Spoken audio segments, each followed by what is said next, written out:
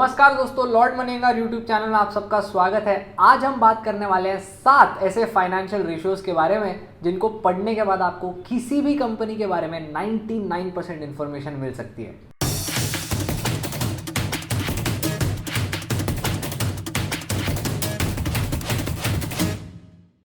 तो चलो फटाफट से इस वीडियो की शुरुआत करते हैं। हम हर रेशियो को एक्सप्लेन करने के पहले उसका फॉर्मूला बताएंगे। फॉर्मूला देख के कंफ्यूज मत हो जाना, हम उसको बहुत सिंप्लीफाई भी करेंगे। तो हमारा पहला जो रेशियो है वो होता है प्राइस टू अर्निंग्स रेशियो।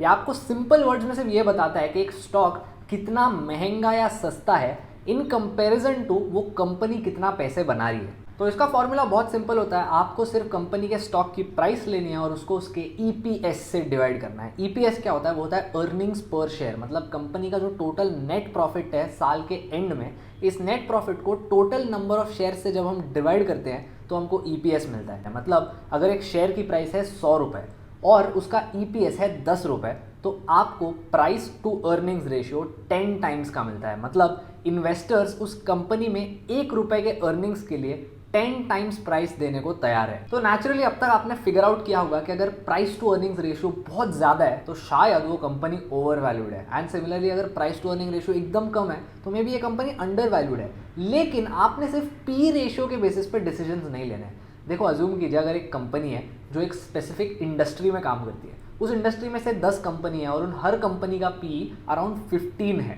और ये सारी कंपनीज अपने प्रॉफिट्स हर साल 10% पे ग्रो कर पा रहे हैं। लेकिन ये एक कंपनी है जो थोड़ी स्पेशल है और ये अपने प्रॉफिट्स हर साल 25% पे ग्रो कर रही है। तो नेचुरली इन्वेस्टर्स को इस कंपनी से ज़्यादा एक्सपेक्टेशंस है। जब पी रेशियो बहुत कम होता है, there is a good chance that the investors don't have a lot of expectations from that company. फिर आता है price to book ratio. This is a very similar ratio to price to earnings, लेकिन ये आपको एक company के valuation के बारे में कुछ और इनसाइट्स देता है। प्राइस टू बुक रेशियो का फॉर्मूला बहुत सिंपल होता है कि price of 1 share divided by the book value पर शेयर, यानी कि उस कंपनी का नेट वर्थ, ये net worth divided by the total number of shares that a company has, तो आपको मिल जाता है बुक वैल्यू पर शेयर। मतलब कल को अगर ये कंपनी को बेच दिया जाता है, कंपनी के सारे लोन चुका देते हैं और उनके जो एसेट्स बचते हैं, इन एसेट्स को मार्केट में बेचा जाता है, तो जो हर शेयर होल्डर को हाथ में मिलेगा वो होता है बुक वैल्यू पर शेयर।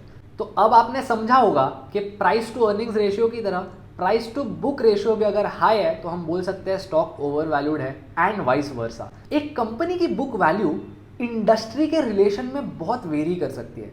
जैसे अज्यूम कीजिए एक मेटल कंपनी है, मेटल कंपनी चलाने बहुत से एसेट्स लगते हैं, फैक्ट्री लगती है, मशीनरी लगती है, बहुत सारा मेटल खरीदना पड़ता है, रॉ मटेरियल खरीदना पड़ता है। इसीलिए यहाँ पे जो फिक्स्ड एसेट्स होते हैं कंपनी के वो बहुत ज़्यादा होते हैं। तो नेचुरली जब कंपनी के एसेट्स बहुत ज़्यादा है, बुक वैल्यू बहुत हाई आ जाती है। लेकिन कंपेयर कीजिए इसी चीज़ को टू अ सॉफ्टवेयर बिजनेस, जहाँ पे जो सारे एसेट्स है वो बहुत कम है, ज़्यादातर जो काम है वो एक्चुअल लोग कर रहे हैं और लोगों को तो आप कंपनी के अकाउंट्स में नहीं डाल सकते।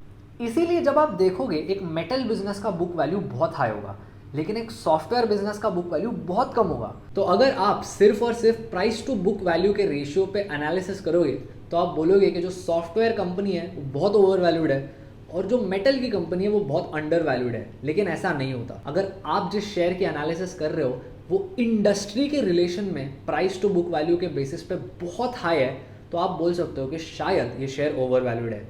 और अगर वो कंपनी बहुत हाई क्वालिटी अर्निंग्स रिपोर्ट कर रही है, यानी कि हर साल वो अपने सेल्स बढ़ा रही है, हर साल वो अपने प्रॉफिट बढ़ा रही है और उसका price to book value ratio high है, इसका सिर्फ ये मतलब है कि मार्केट को उस कंपनी से ज़्यादा एक्सपेक्टेशन है। जो again a very simple ratio two understand जो है return on capital employed.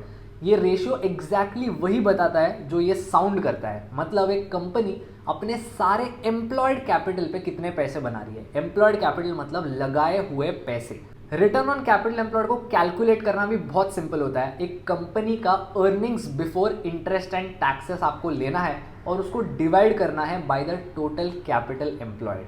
That's it. मतलब एक कंपनी टैक्सेस और लोन्स भरने के पहले जो पैसे कमा रही है, this number is divided by the amount it spends every year to make money. अब एक कंपनी लोन लेके भी अपने बिजनेस को आगे बढ़ा सकती है या फिर अपने ऑलरेडी रिटेन्ड प्रॉफिट्स को यूज करके भी अपने बिजनेस को आगे बढ़ा सकती है। रिटर्न ऑन कैपिटल आपको सिर्फ ये बताता है कि इस साल में कंपनी ने इतने पैसे खर्च किए धंधा करने और इन खर्चे हुए पैसों पे इतने पैसे कमा कर दिए। रिटर्न ऑन कैपिटल एम्प्लॉयड जितना ज्यादा है उतना अच्छा होता है। नेक्स्ट आता है रिटर्न ऑन इक्विटी, मतलब एक कंपनी अपने शेयर होल्डर्स के पैसों पर कितना रिटर्न कमा कर दे रही है। रिटर्न ऑन इक्विटी का जो फॉर्मूला होता है वो होता है नेट इनकम यानी कि net profit of a company divided by the share holders equity.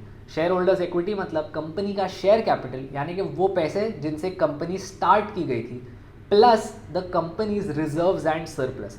Assume कीजिए एक कंपनी ने 20 करोड़ रुपए अपने शेयर होल्डर्स से लिए हैं और 80 करोड़ रुपए बैंक के लोन से लिए हैं। तो अब जो आपने प्रीवियस रेशियो सीखा रिटर्न ऑन कैपिटल एम्प्लॉयड वो इन टोटल 100 करोड़ रुपए के बेसिस पे आपको बताएगा कंपनी ने कितना पैसा कमाया। लेकिन रिटर्न ऑन इक्विटी एक स्टेप आगे जाता है और आपको बताता है कि लोन चुकाने के बाद जो नेट प्रॉफिट हाथ में आया था वो in comparison to share holders money. Assume कीजिए एक कंपनी ने 25 करोड़ रुपए कमाए थे लोन का इंटरेस्ट और टैक्स भरने के पहले, तो इस केस में इस कंपनी का रिटर्न ऑन कैपिटल एम्प्लॉयड होगा 25%, क्योंकि इनके 25 crore divided by the companies 80 crore rupee loan and share holder के 20 करोड़ रुपए के पैसे। अज्यूम कीजिए यहाँ पे इंटरेस्ट में कंपनी ने 5 करोड़ रुपए भरे, तो अब कंपनी के पास है नेट प्रॉफिट 20 करोड़ रुपए का। तो ये 20 करोड़ रुपए in relation to the share holders money which in this case was 20 crore. तो यहाँ पे रिटर्न ऑन इक्विटी 100% की आती है। सिंपल वर्ड्स में समराइज करें तो रिटर्न ऑन कैपिटल एम्प्लॉयड आपको बताता है कि कंपनी कितने एफिशिएंटली पैसे खर्च कर रही है और पैसे बनाने, और रिटर्न ऑन इक्विटी आपको बताता है कि कंपनी ने शेयर होल्डर्स के पैसों पर कितना रिटर्न कमा कर दिया। हमने वैल्यूएशन रेशियोज की बात की जो है PE ratio and PB ratio, फिर हमने प्रॉफिटेबिलिटी रेशियोज की बात की जो होता है रिटर्न ऑन कैपिटल एम्प्लॉयड और रिटर्न ऑन इक्विटी। अब हम डेट रेशियोज की बात करेंगे। तो सबसे पहला रेशियो है डेट टू इक्विटी रेशियो।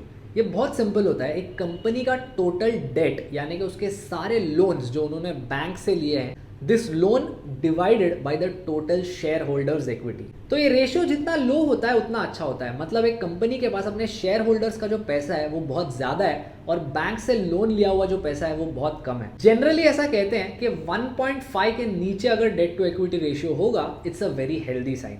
अगर आप 99% बैंक के शेयर्स देखोगे तो आप सोचोगे कि यार इनका डेट टू इक्विटी रेशियो तो कितना हाई है। So is that a bad thing? Not necessarily. ज्यादातर जो बैंक्स होते हैं इनका धंधा ही होता है एक जगह से लोन लेना और दूसरे जगह देना, इसीलिए जब बैंक का धंधा ही होता है लोन में लेन देन करना तो इनका debt to equity ratio naturally बहुत हाई होगा। अब डेट टू इक्विटी रेशियो के साथ आपको और इन्फॉर्मेशन देने एक बहुत अच्छा रेशियो होता है जो होता है इंटरेस्ट कवरेज रेशियो। इसका फॉर्मूला होता है earnings before interest and taxes यानी कि ऑपरेटिंग प्रॉफिट। ये ऑपरेटिंग प्रॉफिट डिवाइड करते हो आप by the annual interest payments that a company makes. मतलब अगर कंपनी ने 1 करोड़ का लोन लिया है उस पर 5% का इंटरेस्ट इनको चुकाना है, तो सिर्फ और सिर्फ इस इंटरेस्ट पेमेंट के बेसिस पे वो कंपनी का इंटरेस्ट कवरेज रेशियो कैलकुलेट किया जा सकता है। ये रेशियो जितना हाई होता है उतनी अच्छी चीज़ है। फाइनली आता है करंट रेशियो और क्विक रेशियो। ये दोनों बहुत सिमिलर रेशियोज है, फर्क सिर्फ इतना है कि क्विक रेशियो में एक छोटी एडजस्टमेंट की जाती है। करंट रेशियो का फॉर्मूला ये होता है कि सारे कंपनी के करंट एसेट्स यानी कि वो सारी चीजें जो इनके पास है जो आगे के 1 साल में कैश में कन्वर्ट की जा सकती है divided by the current liabilities. Current liabilities मतलब वो सारे लोग या वो सारी बैंक्स जिनको इस कंपनी को 1 साल के अंदर पैसे देने हैं। तो नेचुरली अगर करंट एसेट्स करंट लायबिलिटीज से ज्यादा होगा it's a good thing, right? मतलब कंपनी के पास ज्यादा पैसे हैं और कम लोग हैं जिनको ये सारे पैसे देने हैं, तो that's always a great thing. That means ये कंपनी अपने पैसों को बहुत अच्छे से मैनेज कर रही है। अब बात आती है क्विक रेशियो की। यहाँ पे करंट रेशियो के साथ सिर्फ इतना डिफरेंस होता है कि क्विक रेशियो में आप एक और एडजस्टमेंट करते हो न्यूमरेटर पे, डिनोमिनेटर सेम होता है। तो दोस्तों अगर आपने नोटिस किया होगा हमने आपको 7 नहीं 8 फाइनेंशियल रेशियोज के बारे में बताया, because that's what we do in this channel. हम आपको सबसे कम टाइम में मैक्सिमम वैल्यू देने की कोशिश करते हैं, इसीलिए अगर आप इस वीडियो से कुछ नया सीखे तो उसको अपने दोस्तों के साथ शेयर कीजिए and please consider subscribing to the YouTube channel and hitting the bell icon, ताकि हम आगे जाके जब ऐसे वीडियोस बनाएंगे आपको पहले नोटिफिकेशन आएगा। और आप हमें कमेंट्स में बताइए कि आपको अगले बार कौन से टॉपिक्स पर वीडियोस देखने हैं। तो अगले वीडियो में मिलेंगे, तब तक के लिए अपना ख्याल रखना। I will see you around.